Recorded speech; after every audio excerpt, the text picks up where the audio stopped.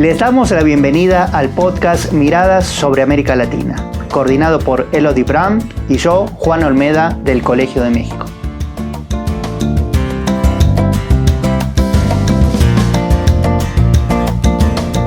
Muy buenos días a nuestra audiencia. Esta vez vamos a tener un episodio sobre la actualidad en el Perú. El 28 de julio pasado, Keiko Fujimori tomó posesión como presidenta de este país después de un proceso electoral muy complejo.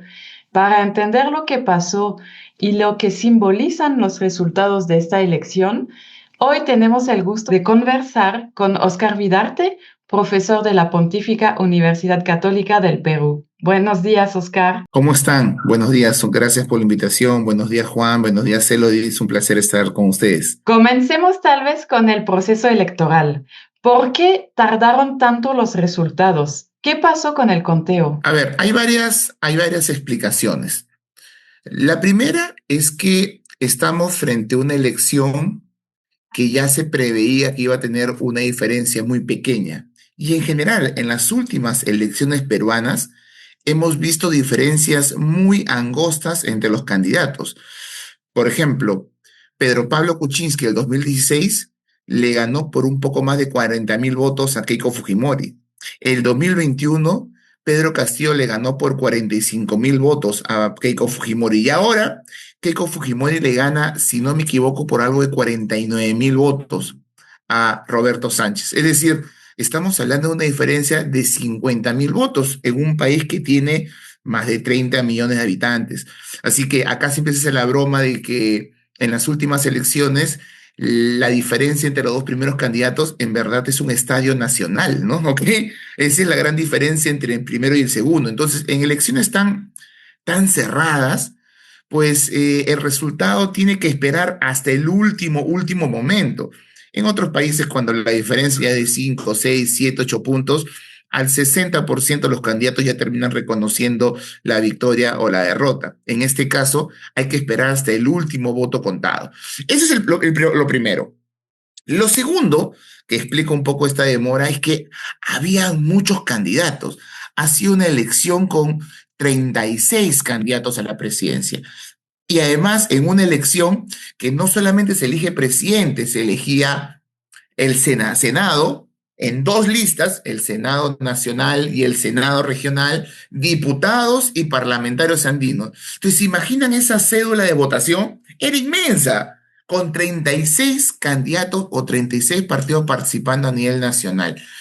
Me cuentan, porque incluso mi hija estuvo de veedora de la Defensoría del Pueblo en un lugar de votación, que los que estaban en la mesa, los que hacen el conteo de los votos, terminaron a las 4 o 5 o 6 de la mañana de contar los votos de cada mesa. Las mesas se quedan hasta las 6, 7 de la mañana contando votos.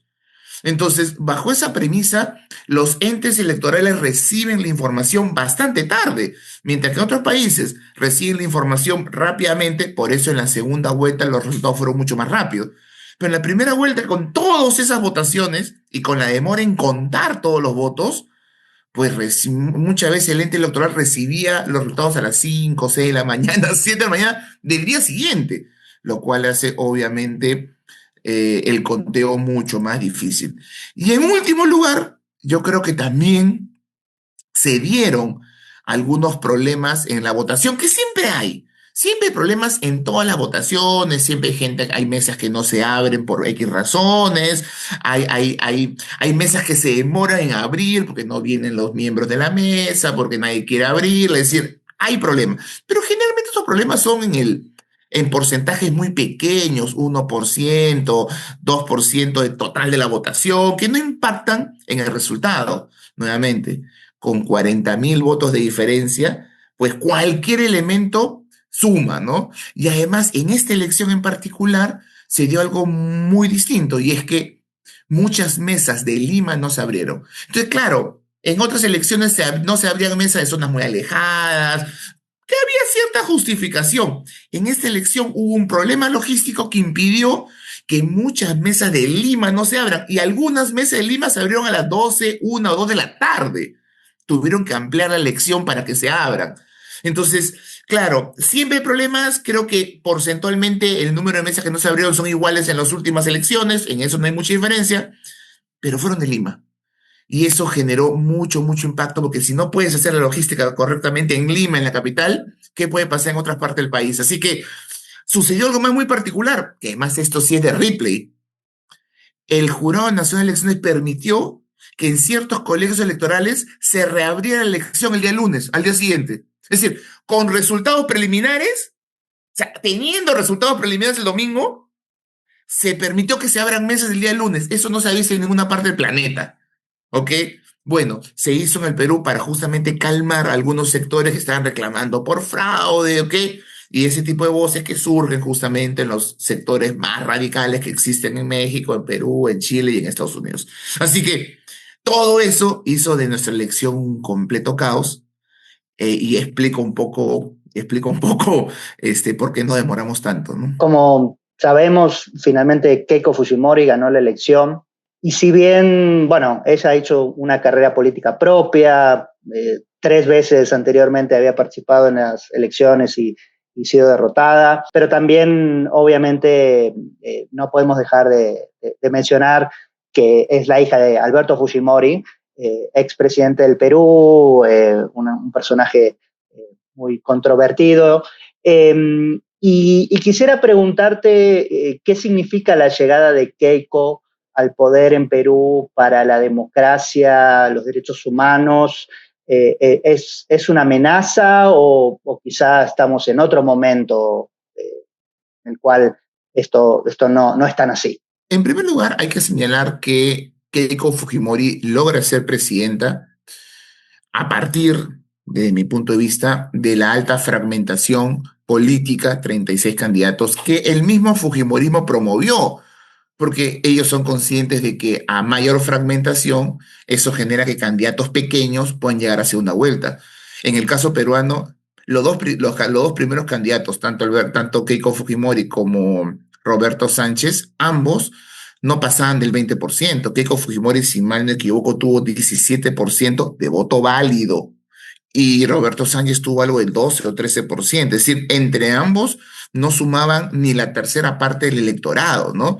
Entonces, claro, al Fujimorismo le convenía esta fragmentación en un país donde el antifujimorismo es muy fuerte, que es más del 50% de la población, le conviene la fracturación, un sistema político tan fragmentado que permita que candidatos pequeños con 15% pueden llegar a hacer una vuelta. Por eso había incentivos para no formar alianzas. Todos querían ser presidente, todos podían ser presidente. O sea, eran conscientes que con 15% cualquiera puede llegar a hacer una vuelta, que es lo que pasó finalmente también con Roberto Sánchez de la izquierda. Entonces, de alguna manera, fue un sistema político que está hecho para que partidos chiquitos, y el fujimorismo hay que aceptarlo, tiene una base importante en el Perú, pequeña, cada vez menor. En el 2016 Fujimori saca más del 30% de la votación, ¿no? En primera vuelta, ahora sacó 17%. El fujimorismo tiene una base y son conscientes de ello y esta fragmentación los ayuda, ¿no? Y una base que además se fortalece en el contexto actual, en un contexto donde la agenda o el tema principal de la agenda nacional es la seguridad frente a las extorsiones, los grupos delictivos transnacionales, el narcotráfico, un momento de la agenda, no es la economía, sino la seguridad interna, pues el fujimorismo levanta las banderas de lo que fue el recuerdo del gobierno de su padre, ¿no?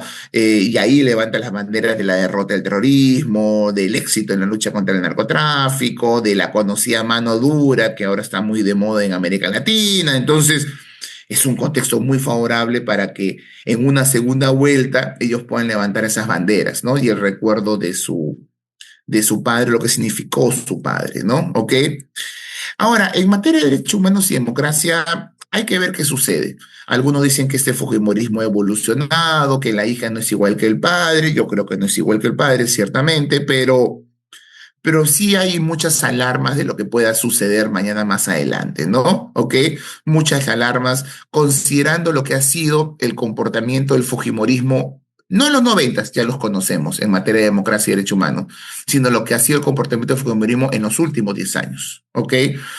No solamente porque el fujimorismo de hoy ha reincorporado muchos políticos de los 90, olvidados, ha reincorporado. O sea, hay muchos políticos que siguen defendiendo la herencia de su padre, hay muchos, sino que además en los últimos 10 años el fujimorismo creo que ha sido uno de los principales factores que desestabilizó la democracia peruana. Es decir, el fujimorismo no le permitió gobernar a Pedro Pablo Kuczynski, tenía 70 y pico congresistas y no le pidió gobernar, lo llevó al abismo de la renuncia y a partir de hecho ha hecho lo que ha querido, ha destruido, ha desinstitucionalizado el país, ha utilizado el Congreso para copar pues el Tribunal Constitucional, la Defensoría del Pueblo y otros organismos de gran importancia. Okay, ha cambiado la Constitución en estos últimos años más de lo que se ha cambiado en los últimos 40 años. Es decir, ha transformado y ha hecho muchas cosas que incluso irónicamente hoy está cuestionándose. Hay muchas normas que el fujimorismo aprobó de los últimos 10 años bajo el dominio del Congreso o su influencia que tenía el Congreso, que hoy se están cuestionando y el mismo fujimorismo cuestiona las normas que ellos mismos aprobaron, ¿ok? En el pasado, porque ahora no les sirven. Entonces, yo creo que el fujimorismo en términos de democracia, no solamente por lo que fue la herencia de su padre, sino por lo que han hecho los últimos 10 años, nos plantea un escenario peligroso. Y en materia de derechos humanos también, porque ya hemos demostrado que este fujimorismo no es un partido político, un movimiento político que esté muy cercano a la defensa de los derechos humanos, ¿no? Que este fujimorismo ha promovido una serie de normas y las sigue promoviendo que afectan los derechos humanos, es decir, todo el tema en el Perú, hace poco se acaba de dar una ley terminando el Congreso anterior, pero promovida por el fujimorismo, para que los delitos cometidos por policías o militares sean vistos en juzgados policiales o militares, por ejemplo. O sea, no estamos hablando de delito de función. Matar a una persona no es un delito de función, pero muchos de esos delitos que se pueden cometer cuando ellos están llevando a cabo su labor van a ser vistos por jueces policiales o militares. Y ya sabemos cómo es la justicia policial y militar en nuestros países, que tiende hacia la impunidad. Eso es solamente un ejemplo de lo que han hecho y de lo que siguen promoviendo hasta el día de hoy, ¿no? Todavía no apareció nuevamente la cantaleta de la salida del Perú de la Corte Interamericana de Derechos Humanos, que es algo que el fujimorismo ha promovido los últimos 10 años y ahora no está en agenda todavía, digamos, pero podría entrar nuevamente en agenda, ¿no? Que también sale la ley de lesa humanidad que la promovió el fujimorismo, que lo que hace es que, o sea, una ley que básicamente cuando uno ve la ley, hace casi imposible que se pueda responsabilizar a alguien por lesa humanidad, que la misma ONU ha cuestionado esa ley porque claramente esa ley es imposible que alguien sea cuestionado por lesa humanidad, e incluso declaró que en el Perú recién a partir de ahora se puede juzgar por lesa humanidad desconociendo los tratados internacionales. Así que yo la verdad es que tengo muchas dudas, mucha preocupación me genera el fujimorismo en materia de democracia y derechos humanos a partir de antecedentes ya no en los 90, ya pasó bastante tiempo, sino antecedentes directos de los últimos 10 años. Ese es el fujimorismo, ahora que ver, pero como dicen en el Perú, una cosa es con guitarra y otra cosa es con cajón. Y ahora vamos a ver que siendo gobiernos, ¿qué van a hacer? Es muy interesante la reflexión que propones sobre la evolución del fujimorismo y ver un poco cómo le va a ir de nuevo en el gobierno, pensando en la inestabilidad política que ha caracterizado el Perú. Además de ese factor, ¿tú dirías que hubo otras razones para entender por qué hubo tanta inestabilidad gubernamental en el Perú últimamente? Y otra pregunta que tenemos es, ¿qué explica que a pesar de esta inestabilidad, la economía no parece que se haya visto tan afectada? A partir del 2016, cosa que no sucedió el 2001, 2006 o 2011, ¿ok? A partir del 2016, los gobiernos o los partidos de gobierno no han tenido una fuerte presencia en el Parlamento, con lo cual se generó esta fractura entre el poder legislativo y el poder ejecutivo. Y eso lo vimos desde el gobierno de Kuczynski en el 2016, ¿no? De 130 congresistas, Fujimori tuvo más de 70. ¿Se imaginan gobernar con un parlamento completamente contrario al gobierno? Esto le permitió al fujimorismo vetar a muchos ministros, no censurar a muchos ministros, es decir, el juego político se volvió un juego de desgaste. Y a partir de la salida de Kuczynski, No recuerdo si hay un presidente que ha tenido alguna presencia importante. Castillo la tuvo con su partido, pues recordemos que Pedro Castillo el 2021 rompe rápidamente con el partido que le llevó al poder, que era Perú Libre, que era la izquierda, rompe y prácticamente se queda sin congresistas o se queda con una bancada de 10, 11 congresistas. Así que se hace muy difícil, muy, muy difícil en un país como el Perú, donde hay tanta irresponsabilidad política, un país con grandes problemas de institucionalidad, se hace muy difícil a un gobierno gobernar sin tener una presencia importante en el Parlamento. Yo confío que más bien ahora, en esta elección, a partir de los resultados, que felizmente subieron la valla para acceder al Congreso, se dé cierto equilibrio y no se dé ese escenario tan caótico que hemos visto durante 10 años, porque lo que hemos visto desde 10 años es un enfrentamiento y un ejecutivo que iba por un lado y un legislativo que iba por otro. Y en algunos casos, como pasó con Dina Boluarte, un ejecutivo que más bien se agachaba ante el legislativo solamente en aras de poder sobrevivir, porque en ese contexto incluso el legislativo ha comenzado a utilizar instrumentos que no han sido creados para ese objetivo. Y hablo específicamente de la vacancia. En el Perú se habla mucho y en el extranjero de la vacancia, pero lo que se equivocan en el extranjero es creer que la vacancia es sinónimo de impeachment o juicio político. No, la Constitución tiene un artículo sobre juicio político. La vacancia fue una figura que se creó en el Perú y que también existe en otros países para hacer frente a situaciones de hecho que impiden la gobernabilidad. Por ejemplo, al presidente le da un derrame, no puede gobernar, se le vaca rápidamente, además es una figura muy rápida, pues los juicios políticos demoran meses, las vacancias demoran horas. ¿Por qué? Porque un país como el Perú o cualquier otro no puede quedarse sin presidente. Entonces te vacan porque no puedes gobernar. ¿Se dan cuenta? O te vacan porque, no sé, te fuiste al exterior y no regresaste nunca. Te vacan para que el Perú siga teniendo un gobierno. El problema es que entre las causales de vacancia aparece una que se llama vacancia por incapacidad moral. ¿Se imagina? Incapacidad moral. Entonces, claro, esa figura se utilizaba en el siglo XIX y permaneció en las constituciones peruanas cuando se creía que la incapacidad moral era un tema psicológico, siglo XIX. Pero ahora es utilizada por cualquier razón. Es decir, si tú mentiste, incapacidad moral. Si creemos que no eres, que hiciste algo que no es correcto, incapacidad moral. Entonces, y se puede vacar en un día. A Dina Boluarte, yo era muy crítico de Dina Boluarte, pero a Dina Boluarte la vacaron en horas. Acá siempre se dice, es más fácil sacar a un presidente de la República que a un alcalde distrital, pues, ¿ok? Que es mucho más difícil. Y eso no es democrático, ¿no? A Dina Boluarte la citaron, o sea, me llamaron periodistas amigos que me dijeron, yo me acosté el día anterior y al día siguiente ustedes no tienen presidente, ¿ok? ¿Qué pasó? En horas se decidió que era mediocre y por incapacidad moral se le votó. Se le citó a su abogado a las 11 de la noche, no fue su abogado, a las 12 votaron y ya no había presidente. Se acabó todo en unas horas. Eso no es para nada democrático, ¿no? ¿Ok? Al margen de mis consideraciones respecto a Dina Boluarte. Y creo que trataron de hacérselo también a Kuczynski, a Vizcarra, a Castillo. Este juego político no le ha hecho mucho bien al Perú. Eso respecto a la primera pregunta. Y respecto a la segunda, la económica, yo creo que en parte es cierto, pero también hay algunas mentirijillas por ahí, ¿no? Por ejemplo, a partir del año 2013, toda la región, incluido el Perú, hemos visto cómo la economía se ha ido desinflando. O sea, los grandes cifras de crecimiento que tuvo el Perú durante el boom de los commodities hasta el 2011, 12, ¿ok? Que llegamos a tener crecimientos de 8, 9, 10, hasta 11, 12%. De ahí se comenzaron a desinflar. Entonces, sí es cierto que hemos seguido creciendo, hemos seguido aprovechando la demanda china de nuestros minerales, sí es cierto, pero también es cierto que a partir de 2013 ese crecimiento se ha ido reduciendo, y creo que sumado a la debilidad, a la crisis internacional, a los problemas institucionales internos, estos crecimientos se han vuelto cada vez más lentos, al punto que durante el gobierno de Dina Boluarte hubo más de 3 meses que se creció en negativo e incluso se habló de recesión, pero rápidamente salimos. Entonces nadie recuerda que tuvimos una recesión muy, muy chiquita durante 3, 4 meses, pero del cual salimos rápidamente.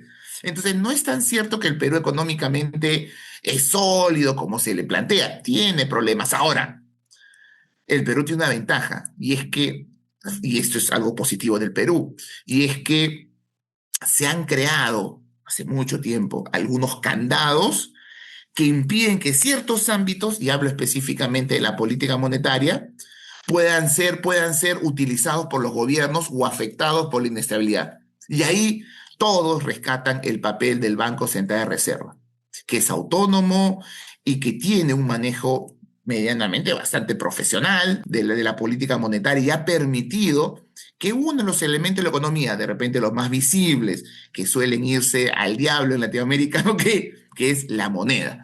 Entonces, nuestra moneda es una moneda que sigue siendo muy estable, ¿no? La relación de la moneda con el dólar es casi la misma en los últimos 26 años. Creo que no ha cambiado nada, ¿ok? O ha cambiado muy, muy poquito. El cambio sigue siendo el mismo, la moneda se sigue manteniendo. Entonces, esos candados que se crearon y que en el Perú se tienen mucho respeto, creo que han permitido que la economía siga teniendo cierta estabilidad, ¿ok? A pesar de todos los cambios y la inestabilidad política que hemos visto. Muchas gracias, Oscar. Hablando de la instabilidad política y para quienes nos siguen en el podcast, quizá un dato interesante para ilustrar esto es que desde la elección de Kuczynski en 2016 hasta la de Keiko pasaron 8 presidentes y presidentas en Perú, lo cual, digamos, para sistemas presidencialistas es un dato muy, muy extremo, ¿no? Nos gustaría pasar ahora en las últimas preguntas a hablar sobre el gobierno que se inicia, o que se inició, mejor dicho.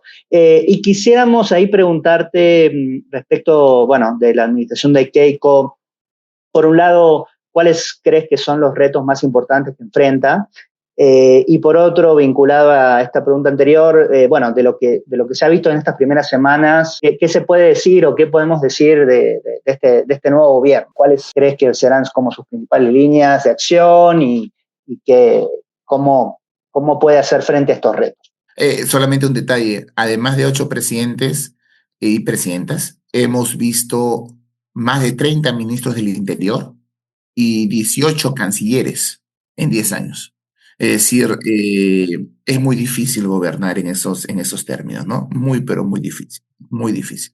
Pero bueno, ¿cuáles son los temas que creo que van a ser los más importantes de la agenda o que por lo menos para el gobierno son los más importantes, ¿no? En primer lugar, algo que parece obvio, y ya lo dije, es el tema de la seguridad. La seguridad es un tema central. Y yo tengo la impresión de que a mí muchos me decían, amigos míos académicos que manejan mejor estos temas que yo, me decían, después de haber perdido 3 elecciones y siendo esta su 4ª elección, el fujimorismo debería tener todo hecho ya, ¿no? Es decir, tener claro después de 20 años postulando, oye, ¿qué voy a hacer el primer día? ¿Qué voy a hacer el día 2? ¿Qué voy a hacer el día 3? Los cuadros, porque para armar estos armatostes, estos planes de gobierno, estos cuadros, debe tener la gente, debe tener todos los planes, la estrategia, todo, claro, en 20 años haciendo esto, ¿no? Y lo que uno siente es que hay muy poco. Uno ve la conformación del gabinete ministerial y ve cuadros que hasta hace poco cuestionaban a Fujimori, a Keiko y a su padre. Y ves y cuadros que áreas con ministros que no saben nada de su cartera, ¿no? Y uno dice, oye, ¿qué hace ese tipo en cultura, en salud, ¿no? ¿Qué hacen ahí, no? O sea, en defensa, no saben nada, nunca se les ha vinculado a esa área, ¿no? ¿Qué hacen ahí? Y ya van más de 15 días en el gobierno y nos seguimos preguntando hacia dónde vamos, ¿no? Es decir, se han dicho algunas medidas el 28 de julio, el día que tomó el poder, pero han pasado 15 días y nada, ¿no? Se han hablado de pedir facultades legislativas y poco, y en seguridad, donde supuestamente era el tema fuerte del gobierno, mano dura, esa derecha de mano dura, el pasado de su padre, y todavía no pasa nada, digamos, no ha cambiado nada en 15 días. Yo esperaba que en el día 3 hubiera una avalancha de normas, de medidas, ¿no? Previamente establecida, después de 20 años postulando, ¿no? Entonces, a mí me parece que en principio yo veo mucha improvisación todavía, ¿no? Y mucho, ¿qué cosa es esto? Y eso a mí por lo menos me extraña. Y en seguridad, donde es un tema que me parece central, ¿no? Y aparecen las propuestas comunes, sacar a los militares a las calles, ¿no? Lo hemos hecho un montón de veces en los últimos años y los países lo hacen. En México lo han hecho en el pasado y no sirvió para nada. Entonces, la verdad es que son lugares comunes que venden la portada, pero la verdad es que uno esperaba algo mucho más creativo, ¿no? 20 años postulando. Entonces, a mí me genera esas ciertas inseguridades, pero la seguridad no cabe duda de que es un tema central en la actualidad. Otro tema de la agenda muy coyuntural y es el fenómeno del niño, ¿no? Es un tema que se viene hablando a nivel mundial, pero que particularmente al Perú, por su ubicación geográfica, le pega muy fuerte, ¿no? Y este año, todo pronostica que va a ser muy, pero muy fuerte, ¿no? ¿Ok? En este momento Lima, agosto es el mes, suele ser el mes más frío, ¿ok? Con temperaturas máximas de 17 grados normalmente y estamos a 24, 25, llegando a 26 o 27 grados en Lima. Es decir, Lima está prácticamente en un verano pequeño, en un verano chico, en pleno invierno. Y eso genera mucha, mucha tensión porque hemos tenido implicancias tanto en lo que se conoce como el niño costero, que son lluvias en el norte, como el niño global, que son sequía en el sur. Y al parecer ahora se viene un proceso que va a implicar ambos, lluvias y sequía en el sur. Y eso va a afectar duramente a muchos sectores, ¿no? Entonces, y claro, y en un Perú con una institucionalidad tan débil, con políticos que o no dan la talla o son muy débiles, se ha hecho muy poco. Y ahora vemos al gobierno de Fujimori dando la atención a ese tema. Tengo la impresión que se le está dando atención. Vamos a ver, yo creo que un buen reto para el gobierno va a ser poder hacer frente correctamente al fenómeno del niño, que además va a afectar, probablemente afecte los departamentos más fujimoristas, que es el norte del país. El norte del país debe ser el más fujimorista de todo el Perú. Y son los departamentos que van a ser los más afectados por el niño. Y si Fujimori no da la talla, creo que rápidamente puede verse muy mellada su popularidad, muy rápidamente. Y creo que su prueba de fuego va a ser a final de este año, pues se espera el niño a partir del mes de noviembre. ¿Ok? En 2 meses se espera que comience el niño. Así que no hay tiempo para hacer casi nada. Ese es el segundo tema que me parece fundamental de la coyuntura. Y de ahí hay más temas, ¿no? Que se están trabajando. Por ejemplo, ordenar económicamente el país. ¿Ok? Curiosamente, como decía, el Congreso anterior, violando la Constitución, dio una serie de normas económicas porque el Congreso no puede dar normas económicas que impliquen gasto público, pero lo hicieron. Y ahora el nuevo ministro de Economía está tratando de declarar inconstitucionales muchas de esas normas que fueron promovidas por el mismo Fujimorismo, que no deja de ser por ende bastante irónico. Y otro tema que también la presidenta ha introducido en su narrativa es el tema de la reconciliación, pero ahí sí una reconciliación al estilo fujimorista, ¿no? Que es una reconciliación que básicamente se construye a partir de olvidemos el pasado, miremos al futuro, ¿no? ¿Ok? ¿No? Y eso ya sabemos que no es reconciliación, ¿no? La reconciliación para el fujimorismo es olvidemos lo que hemos hecho antes, hoy es el presente, trabajemos juntos en torno al futuro, ¿no? Esa reconciliación no es reconciliación, ¿no? Sin justicia, no hay reconciliación, sin reparación, no hay reconciliación, sin reconocimiento, no hay reconciliación, así que yo creo que no es reconciliación, pero así es como lo entienden ellos, ¿no? Y hay más temas en la agenda que algunos que no les interesa mucho el fujimorismo, que creo que es fundamental en el país, que es institucionalizar el país, ¿no?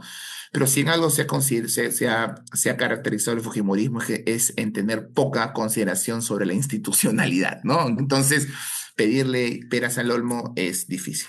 Muchísimas gracias, Oscar. Y tal vez, porque sabemos que también te interesa este ámbito, antes de terminar, quisiéramos tener tus reflexiones acerca de cómo puede evolucionar la política exterior peruana en los próximos meses. Y pues obviamente trabajando desde México, ¿qué opinas del restablecimiento de las relaciones diplomáticas entre el Perú y México? Más que lo que yo quisiera, sino lo que vemos del gobierno de Fujimori y lo que hemos escuchado en los últimos meses es que el fujimorismo entiende la política exterior básicamente como desde una perspectiva muy económica o muy economicista. La política exterior son lograr inversiones, es promover el comercio, o sea, la política exterior es muy económica, ¿ok? Entonces, por eso su interés por la Alianza del Pacífico, nuevamente APEC y OCDE, es decir, es muy, muy económica, poco política. Y eso lo hemos visto en el discurso de Keiko, su plan de gobierno, y ahora creo que también lo vemos. Creo que también están tratando, y esto es fundamental, de recuperar un poco la imagen del Perú. Estos 10 años han sido terribles, ¿ok? En todo sentido de la palabra, ¿ok? Y algunos gobiernos más terribles que otros, que creo que nos han dejado muy, o es un término muy duro, muy aislados. Es decir, para el Perú construir relaciones era muy difícil, a nivel regional, ojo, ¿ah? No tenía embajador en Bolivia, ni en Colombia, ni en México, con relaciones rotas, su relación con Brasil era muy débil, es decir, era un gobierno muy, pero muy poco considerado nuestra reputación. Todavía que hay que restablecer nuestra posición a nivel regional, ¿no? Y creo que lo están tratando de hacer, y creo que lo de México es ejemplo de ello, voy a hablar de ello en unos minutos. Entonces, yo creo que lo de México es un ejemplo de ello, que ya se reabrió la embajada en Bolivia, seguramente se va a reabrir, van a enviar un embajador en Colombia, y en un contexto favorable regionalmente, con una derecha que se comienza a consolidar en la región, creo que están buscando posicionarse nuevamente, ¿no? Ganando estabilidad y ganando presencia. Tengo la impresión, creo que es importante, sí es importante hacer eso, ¿no?